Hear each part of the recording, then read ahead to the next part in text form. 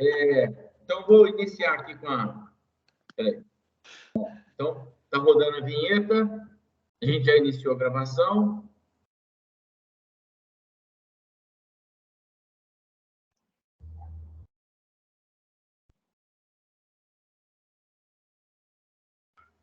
Bom dia, boa tarde, boa noite, né? A gente está aqui no grupo de estudo, né, que é a comunidade LGPD de segurança da informação, privacidade e argumentação comercial. E a gente busca, através desse grupo, criar influência no mercado que está frio e que precisa se aquecer. Então, a gente está buscando, através dessa discussão, capacitar, não só tecnicamente, que é o que a gente tem feito, mas também em argumentação para estar conversando de forma comercial e convencer o mercado de cada vez mais ser preventivo e ter segurança da informação com privacidade. Hoje, a Marielle Melo é a nossa convidada a fazer a provocação. A gente tem feito aí uma discussão sobre a parte de processo, né, de dados, né, o Zetó falou sobre temporalidade dos dados, e agora a Marielle vai falar sobre descarte de dados. E aí, está com a palavra com você, Marielle. Bom dia, pessoal. Eu agradeço mais uma vez pela oportunidade de estar aqui e trazer para vocês um tema que gera tanta polêmica e tanta discussão, né? Então, vamos lá. Eu fiz uma proposição, né? Primeiro eu vou trazer para vocês os 3 artigos mais importantes sobre o tema, que é o descarte de dados.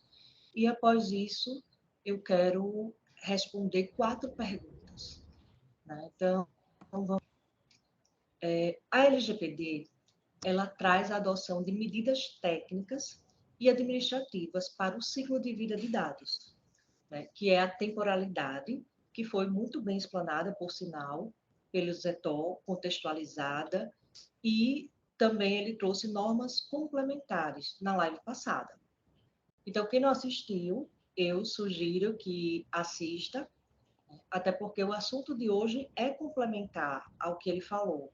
E também lá vocês vão poder consultar o quadro de normatizações, o qual ele usou na apresentação dele. Mas para não deixar totalmente fora de escopo, eu quero trazer para vocês o que é que os 3 principais artigos.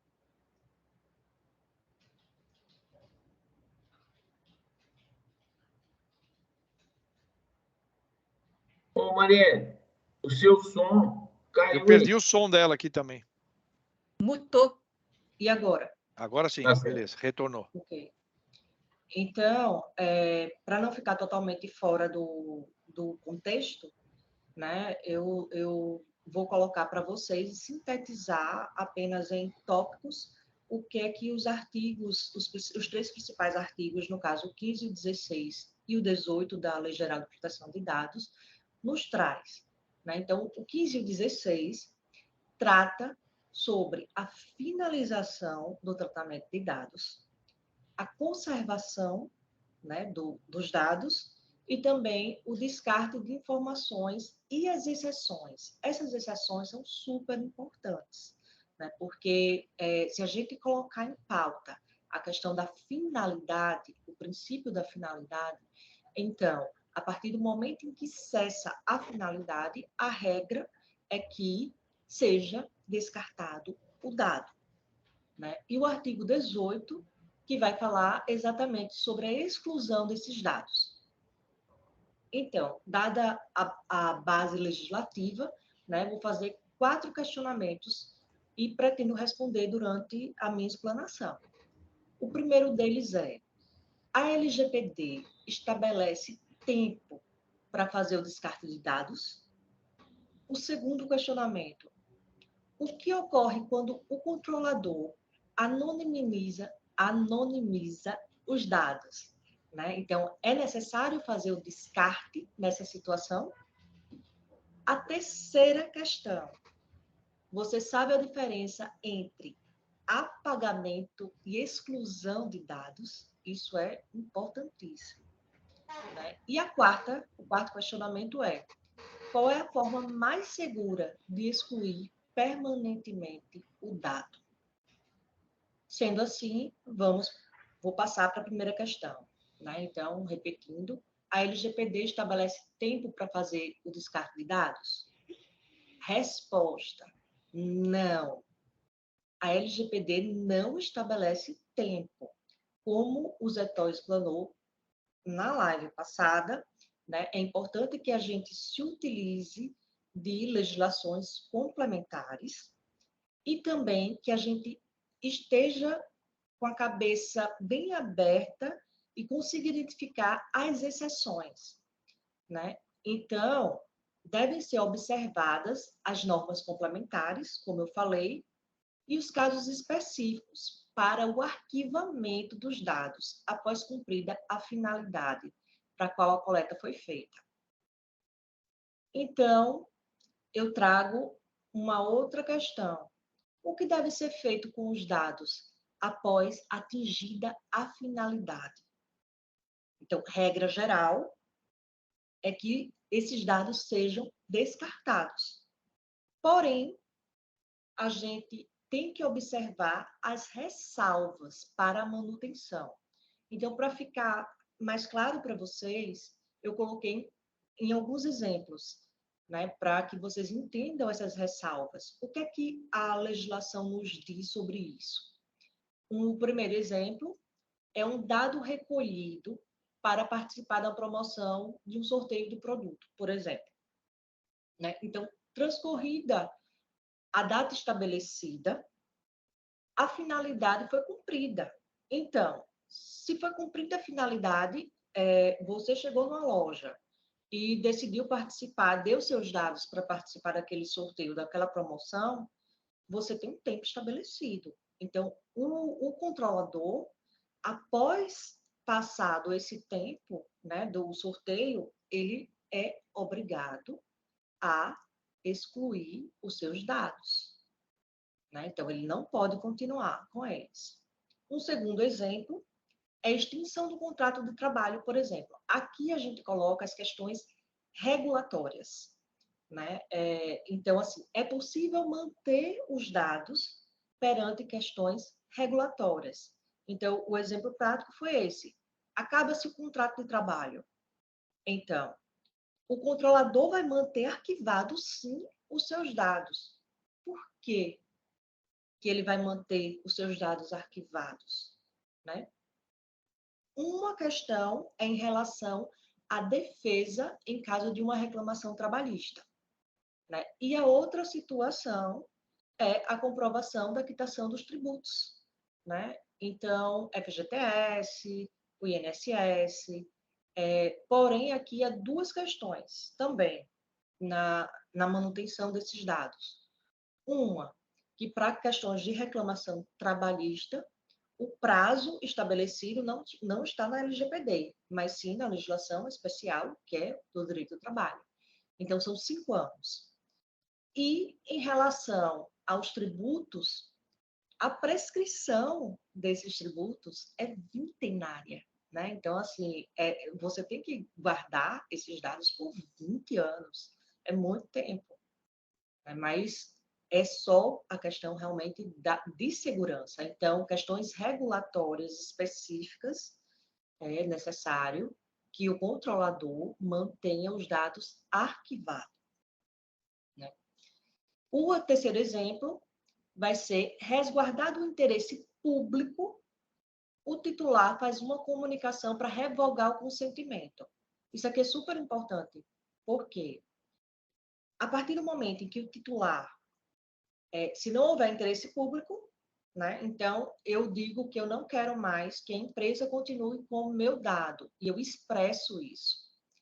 Porém, nessa situação, a gente vai ter 2 caminhos, tá? Então, o primeiro caminho, o controlador vai parar de usar o dado para a atividade a qual havia sido feita a coleta, né? Então, cumpriu a finalidade, estava tudo certinho, porém, eu chego para a empresa e digo, olha, não quero mais que você... Estou revogando o meu consentimento, né? Então, a revogação pura e simples do consentimento faz com que o controlador apenas, né, pare com a coleta do seu dado.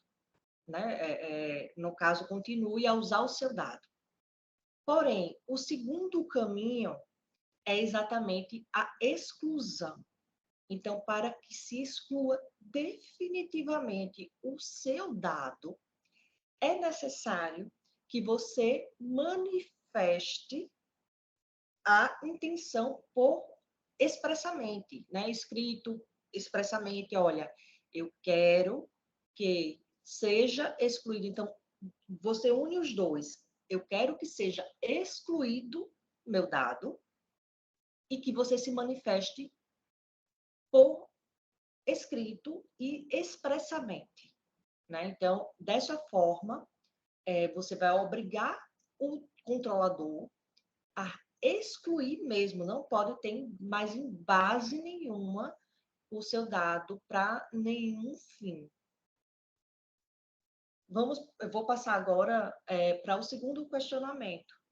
Né? Então, o que ocorre, então, quando o controlador anonimiza os dados? É necessário fazer o descarte nessa situação? A resposta é não. Pois, nesse caso, ele pode manter a base operacional, pelo fato de, a partir do momento em que eu anonimizo, isso não é mais considerado um dado. Né? Por que ele não é mais considerado um dado pessoal? Porque o titular não é identificado e também não é identificável. Então, o controlador pode manter anonimizado, né, na base de dados dele. E aí vem a terceira questão, que eu disse que é super importante. Você sabe qual é a diferença entre apagamento e exclusão de dado? Vamos lá. O apagamento são utilizações de técnicas para que seja dificultada a recuperação desse dado.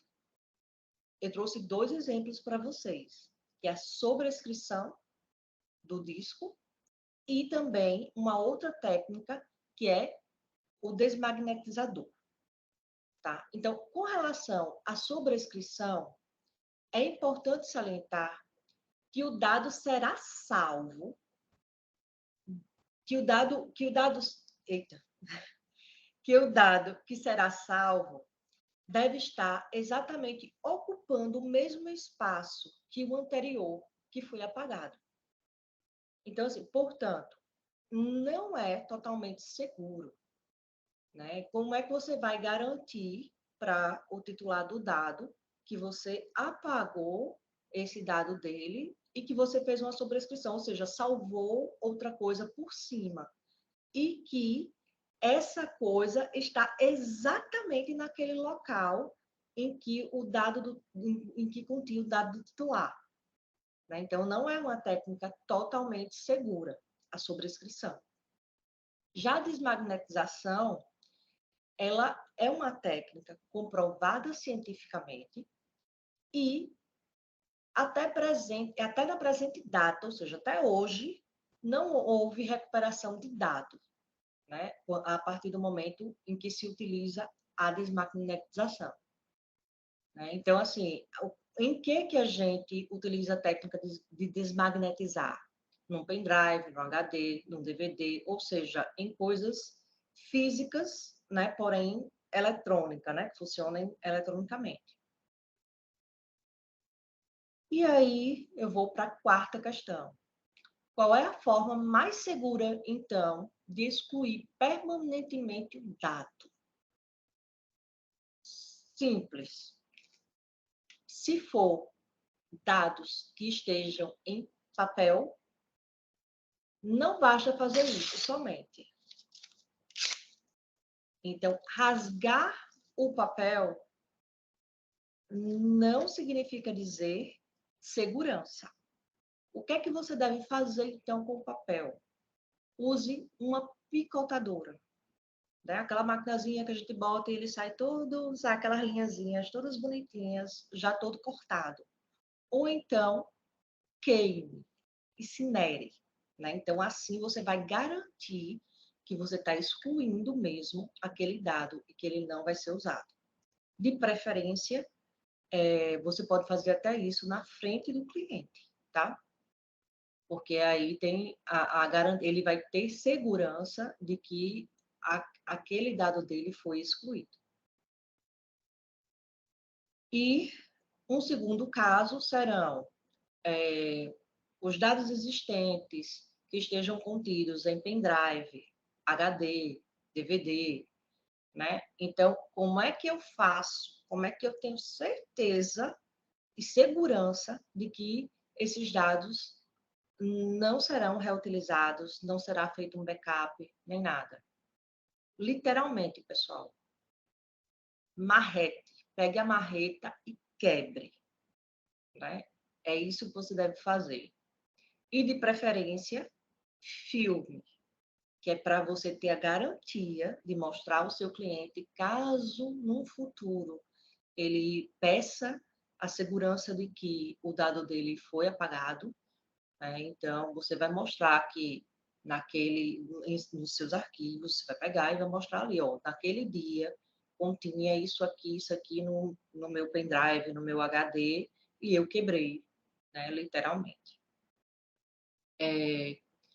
Então, fora isso, né, a questão que é a mais, digamos assim, a mais segura, né, que é essa questão de quebrar mesmo o hardware, né? Então, é importante também que você tenha a certificação, e aí eu peguei esses tópicos que eu vou falar a seguir da Antônio Milagre, né? Então, ele fala que é importante que a gente tenha a certificação de que não há backups, que a gente adote medidas para que o login e registro de metadados, né, não sejam editáveis. Então, você salvou lá os dados do seu cliente e colocou algumas coisas ainda específicas em que não há uma identificação, né? E aí você criou assim um metadado, né? Então, você tem que garantir que isso não seja editável, tá? Então, por exemplo, se eu for fazer uma busca de inexistência daquele dado com o cliente, eu tenho que permitir a participação dele, do titular do dado. Então, eu faço essa busca de inexistência junto com o meu cliente para comprovar que não tenho mais nada relacionado a ele na minha base de dados. E há também a questão do screen login, que é o registro de operação, né? Então, você tem que manter esse registro de operação de forma segura, sem os dados pessoais e com o intuito de apresentar para eventual questionamento administrativo ou judicial.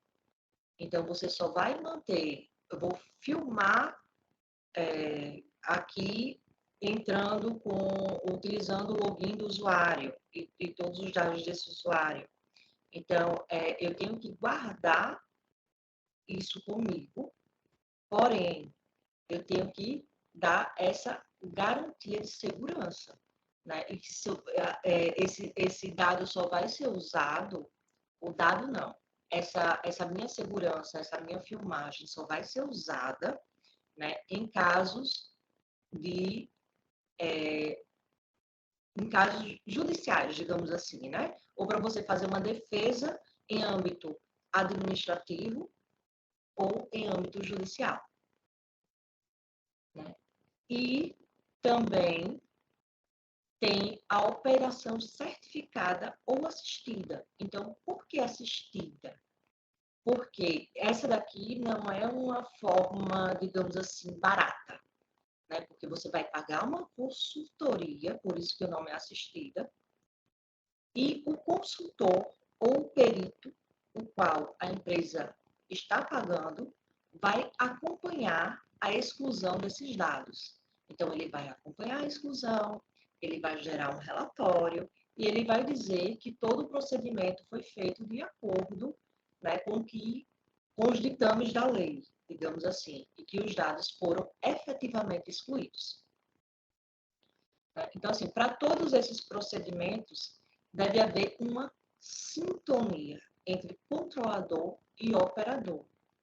Tá? Então, assim, é importantíssimo, porque é obrigação do operador, me desculpe, é obrigação do controlador fiscalizar se o operador fez as coisas de acordo com o que foi pedido e a exclusão foi efetiva.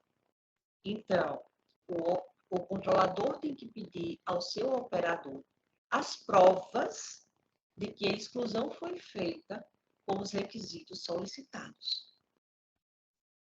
E, para finalizar, né, eu quero dizer que, não sei se todo mundo sabe, mas o processo, né, o processo bem feito desse descarte e exclusão de dados e com as suas devidas averiguações citadas, que foram os casos que eu elenquei aqui acima, né, se chama de sanitização. Né? Então, é isso, pessoal, que eu teria para trazer para vocês hoje. Gostaria muito de agradecer pela presença e a oportunidade de falar um pouquinho sobre o tema, né? E vou abrir aqui, então, o espaço para os nossos debates. Obrigada.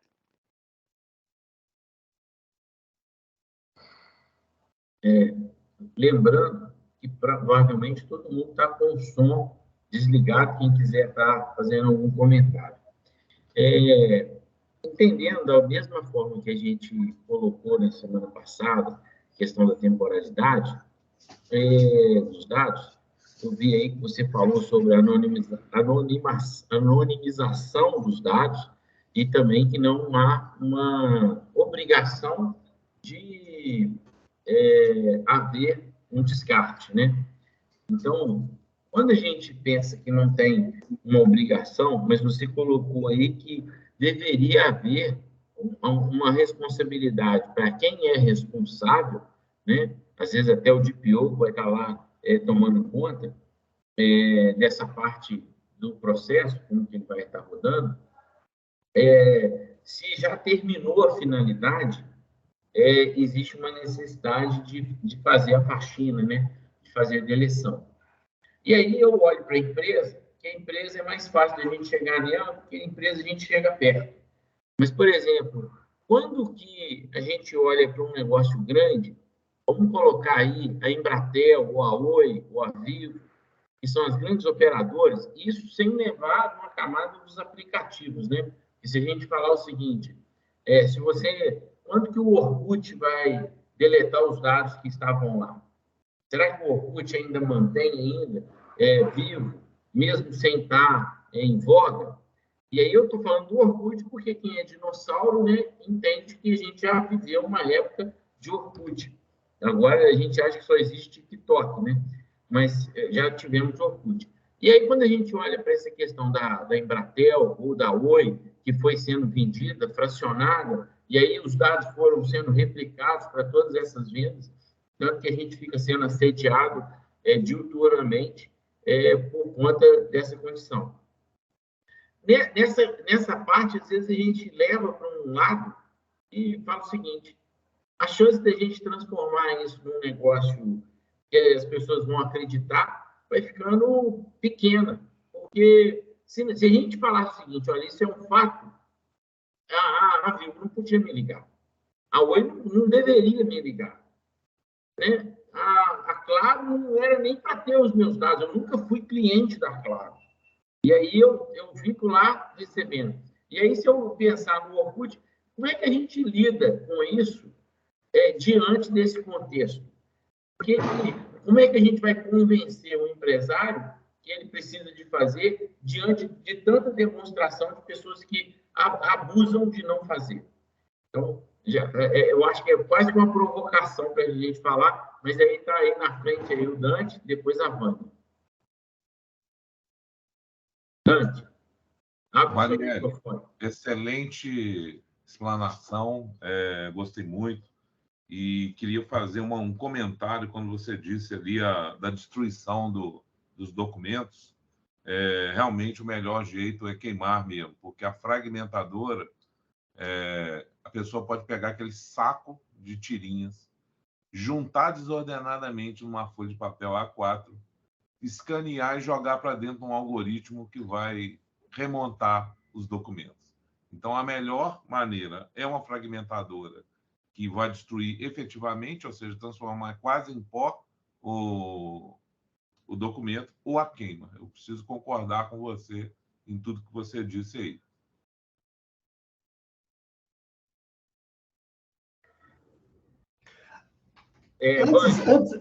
Pedro, antes da Vânia, desculpa, Vânia, eu vou falar rapidinho aqui disso que o Dante comentou. Tem um filme 6 Dias, né, que é um resgate de algumas pessoas da Embaixada Americana no Teherã, que foram resgatadas lá. Enfim, é um filme que mostra mostra uma realidade do que aconteceu na época.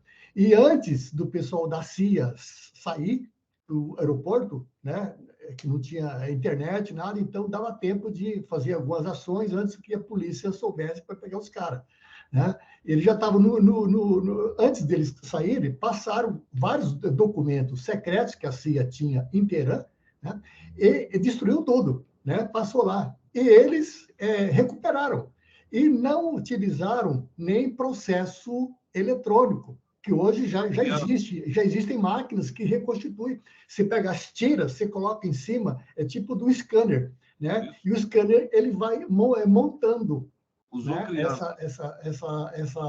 Vai reconstituindo o que foi cortado ali. Eles utilizaram, porque na época, crianças, né? Crianças que foram pegando as tirinhas, tá? E eles reconstituíram tudo. Tá? Então, até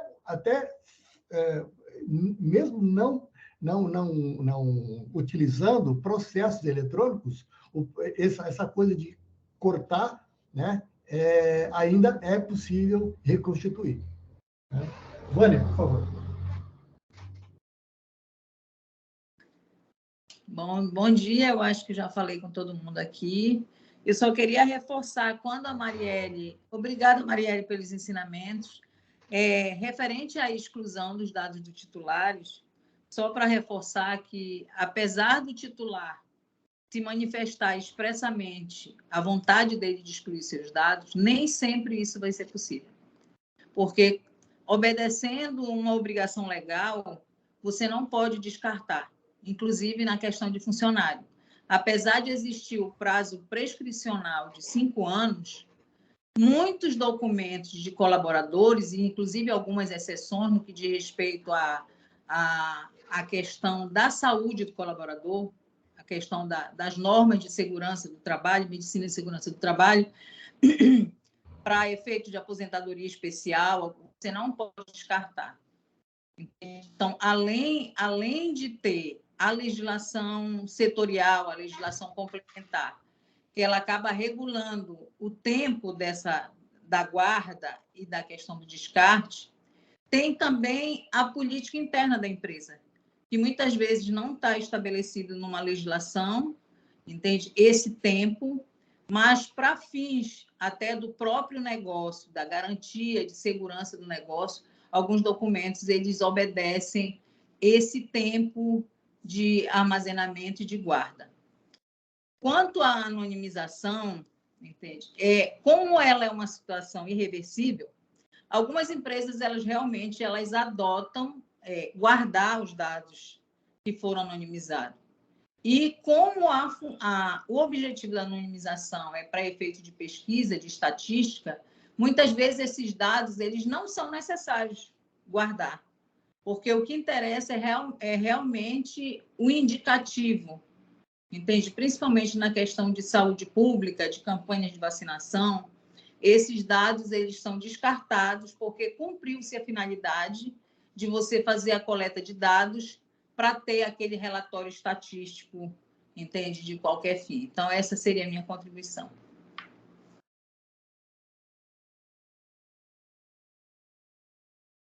Jennifer, por favor, abra o seu microfone e esteja à vontade.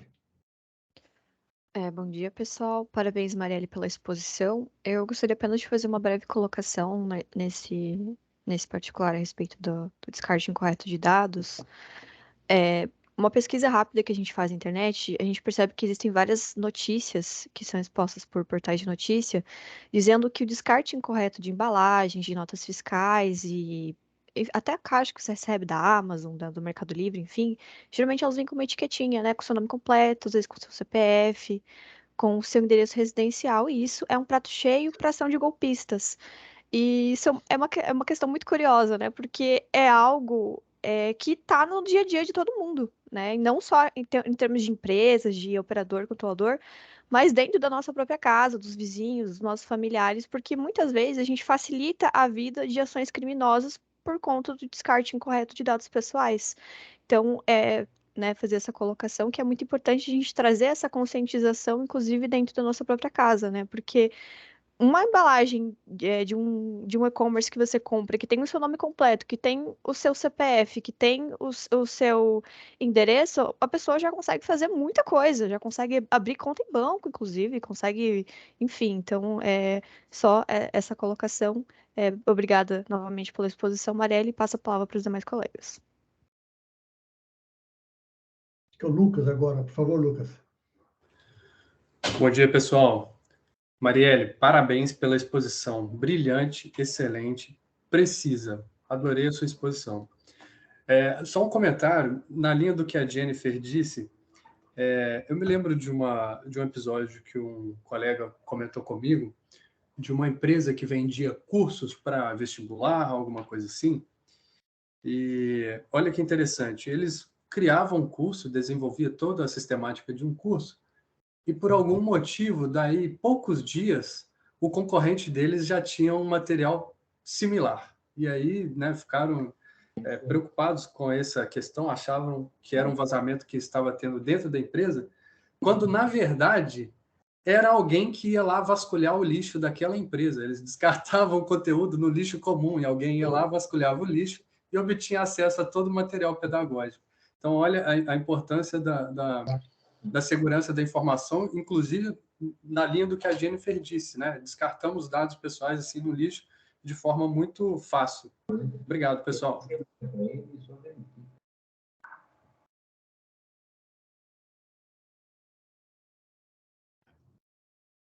Pedro, você tinha levantado a mão? É a Vânia agora, não é?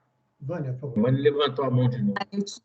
Desculpa, eu tinha feito uma anotação também, que eu acabei esquecendo de falar, sobre a questão dos dados coletados para efeito de sorteio, né, que a Marielle colocou aí, que após encerrada a finalidade, ele pode ser descartado. E aí tem a questão de salve-se na própria inscrição, tem um campo onde ele solicita que os dados do cliente, do usuário, ele possa ser utilizado para encaminhamento de campanha de marketing ou para outros sorteios.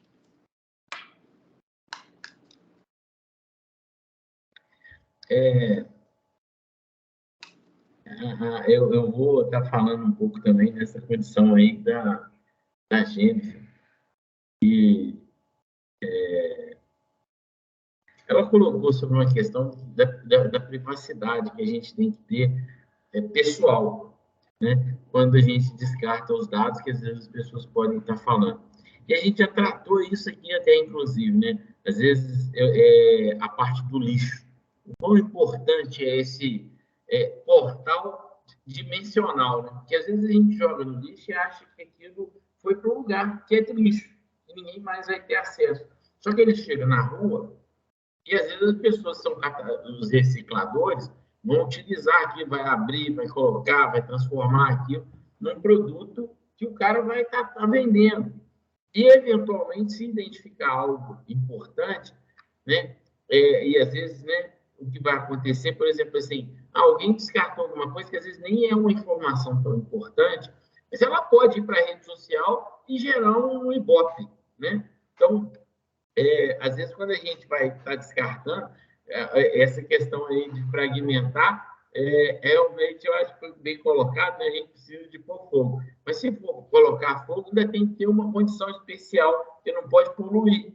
Então, a gente vai criando os problemas, porque os scanners, eles estão dificultando, né? Se você fragmentar, que era uma solução, tem um cara que depois que ele fragmenta, ele vai lá e joga iodo por cima e mistura. Então, aquilo ali acaba contaminando o negócio, né?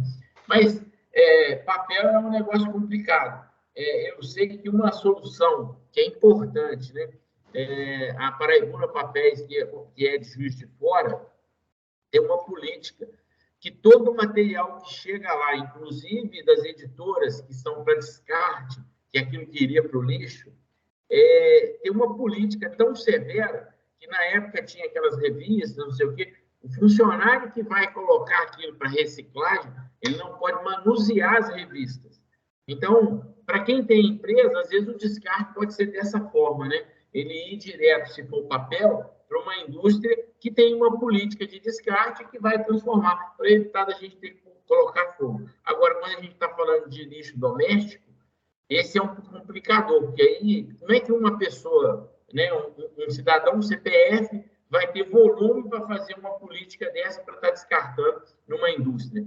Então, é uma discussão realmente muito importante.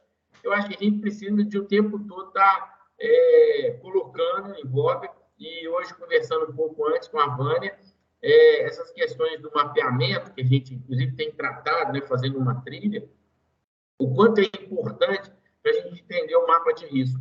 Porque só fazendo isso, a gente consegue identificar lá na ponta, ou seja, o que vai ser um descarte, quais são os processos que são mais críticos, que precisam de estar sendo qualificados por conta de exposição de dados. Realmente, manusear os dados e descartar os dados é um processo bem importante.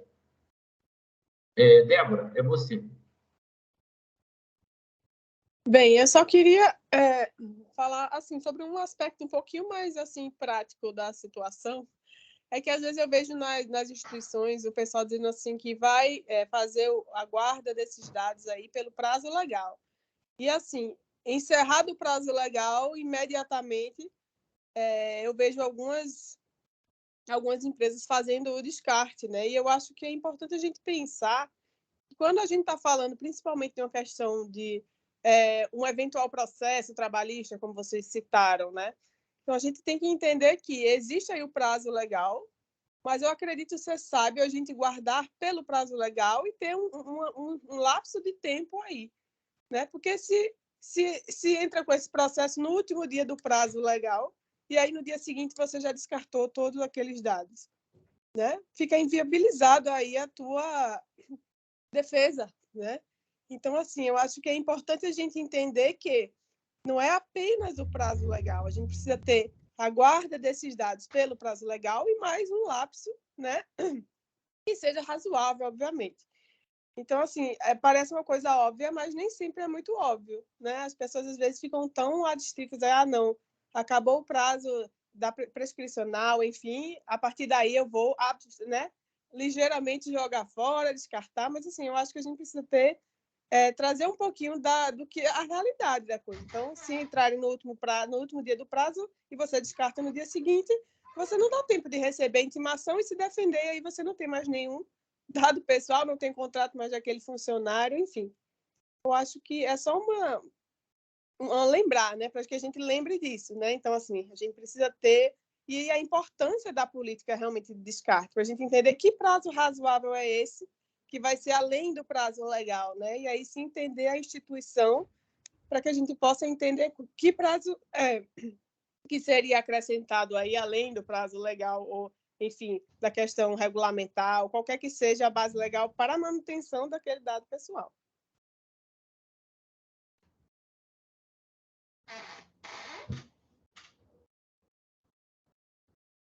Lembrando, Marielle, já eu passo para você. Lembrando que, aquilo que a Jennifer havia comentado,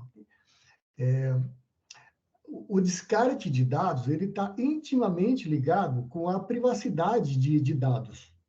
Né? São xenófobos, né? Estão ali grudadinho. né? Você dispensa um, você ignora um, você cai no outro. Né? Então, até falando nisso, já falando da nossa próxima pauta, quinta-feira que vem, a gente vai falar sobre privacidade, política de privacidade de dados. Né? Eu vou tentar enfocar mais do lado pessoal do que realmente em termos de LGPD, que já foi muito comentado aqui, tá? E existe muito material. Se fala muito também, né, e sobre vários aspectos da privacidade, dos cuidados que a gente tem, né, que a gente precisa ter em relação... Isso tudo, os dois lados, as duas situações, né? Tanto privacidade como descarte de dados, tudo está envolvido uma coisa fundamental. As violações de um lado e de outro ocorrem devido à falta de uma cultura de proteção e segurança de dados. Isso é fundamental. E a gente vai tentar explorar isso aí. Ok, Pedro. Acho que a Marielle queria falar. Marielle, à vontade. Isso. Uma questão que eu não coloquei, né, mas o Pedro falou, é o seguinte: essas grandes empresas, né, a gente sabe que repassam nossos dados, né, enfim, mas o que a gente confia e que normalmente o usuário não faz é pedir essa questão da exclusão, né, e mostrar expressamente que ele não quer mais que o dado dele seja utilizado. Então, isso aí está baseado na boa-fé objetiva entre a pessoa que fornece o dado e a empresa. Né? Então, a gente ainda está nesse campo da boa-fé e pensando que a empresa vai fazer o melhor possível com os seus dados para manutenção, para o armazenamento, para o descarte, né? Enfim, a gente está nesse princípio, né, da boa-fé objetiva entre as partes.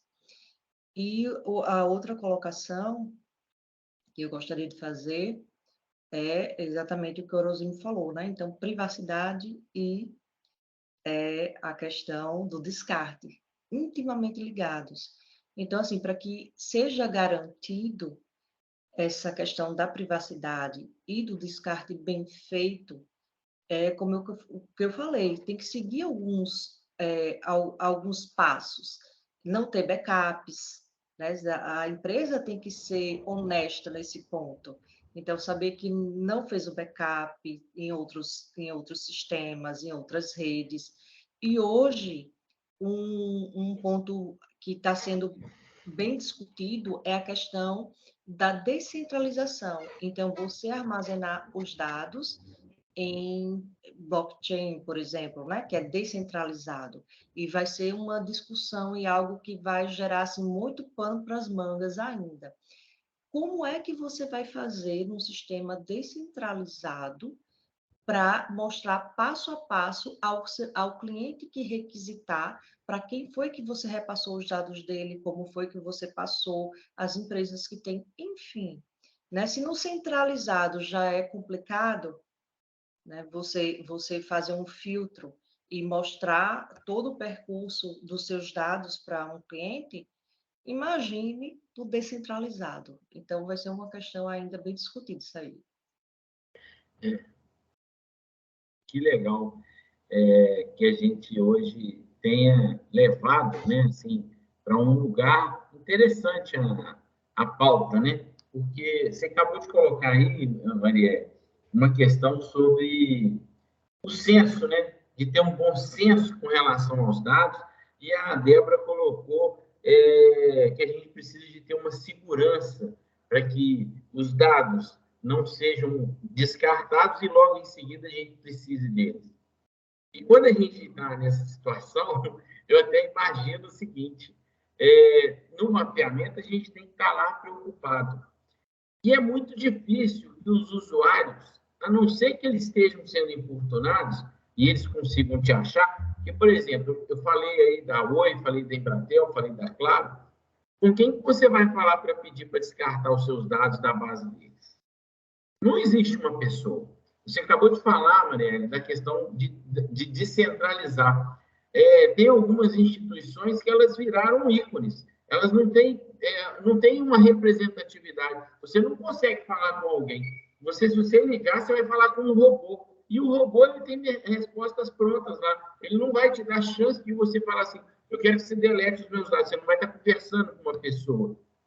Então, a gente está indo numa construção que, às vezes, na hora que a gente fala do descarte de dados, a gente pode até virar e falar o seguinte, olha, eu não vou descartar os dados porque eu preciso deles, até por uma responsabilidade fiscal, mas eu posso, eventualmente, colocar os dados para que muito poucas pessoas tenham acesso e garantir isso através de uma criptografia, através da tecnologia da TI. Então, é possível que a gente documente isso e aí, em vez de você descartar e ficar com medo de você precisar, você compacta, coloca num backup, armazena, põe no cofre e fala o seguinte, aqui só é criptografado. Então, se alguém levantar a mão que precisa, alguém da TI tem que ser responsável para isso.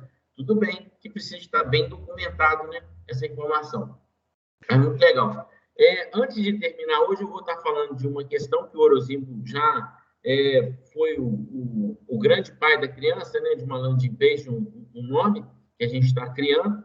E lembrando que a gente já está às 9h53 e tem mais duas pessoas. Então, eu vou passar para as duas pessoas, que é o Morelli e o Dante. Na sequência, eu vou voltar. E aí, se o Orozimbo quiser também estar fazendo um comentário, eu acho que é justo e legal, porque ele que é o pai da criança. E aí, vou estar fazendo uma apresentação aqui de um test drive de layout de conteúdo que vai estar acontecendo com o nosso grupo. Morelli.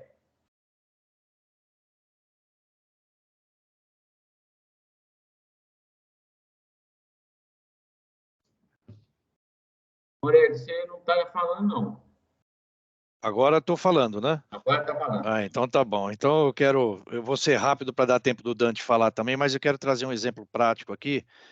Vocês já têm conhecimento, a grande maioria já tem conhecimento, que nós trabalhamos aqui com uma solução de proteção de credenciais que usa um console de gestão, e esse console, ele reúne tudo que for criado em termos de credenciais dentro da empresa.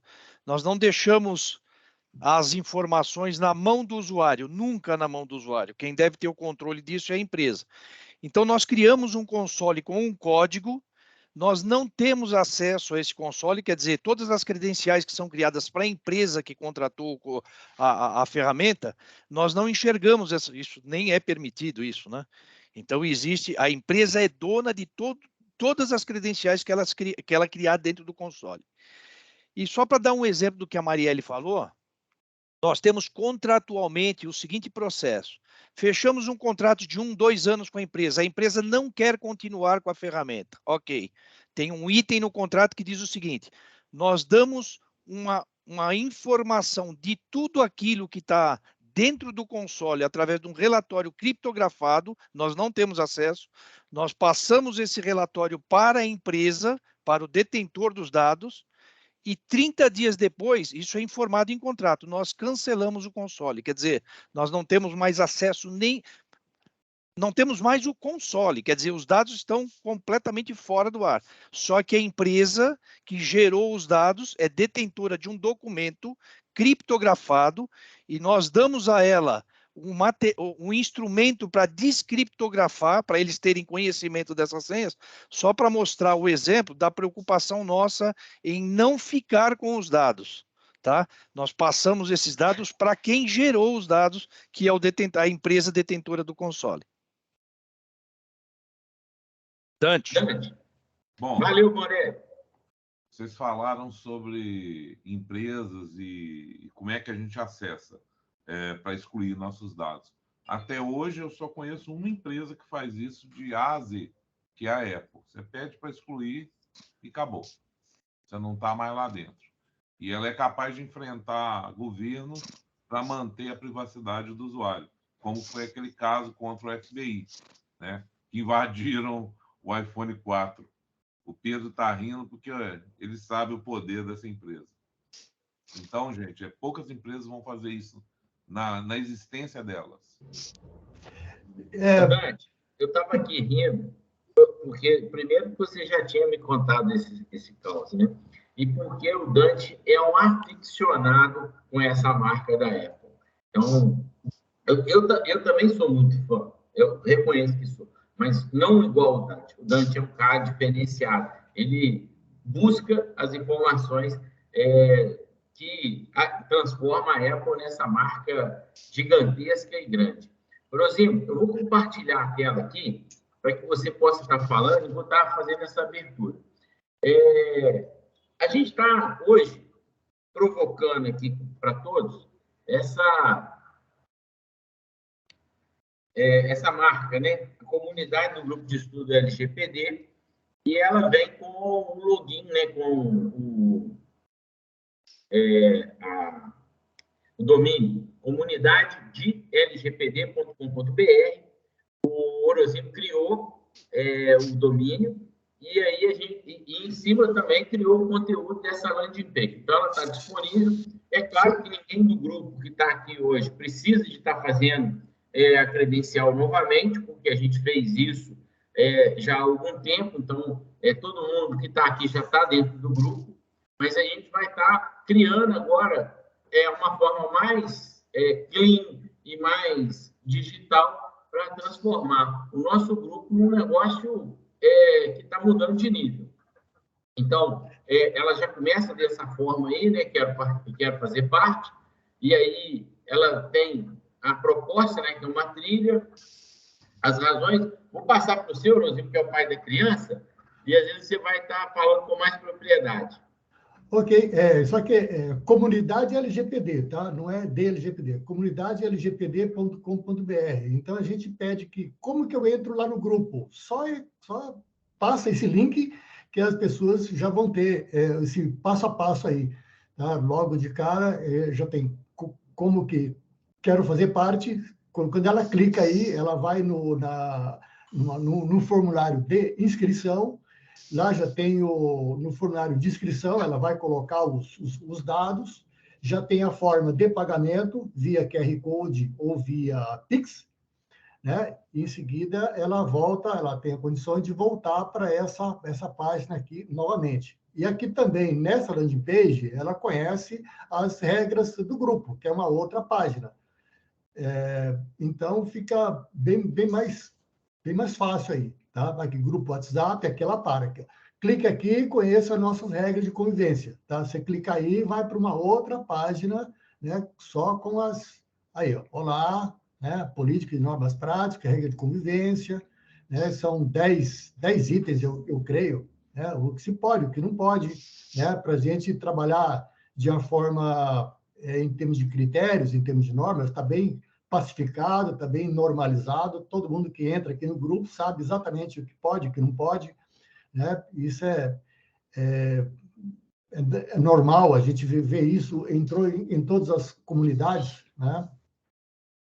E é isso aí, tem o que a gente está propondo, né, para a comunidade, mentoria, biblioteca de conteúdos, lives temáticas, e-books, a nossa live semanal, que por enquanto é o nosso único produto, mas até junho a gente já vai ter outros produtos na nossa biblioteca, né? Uma plataforma que a gente está buscando, uma plataforma própria.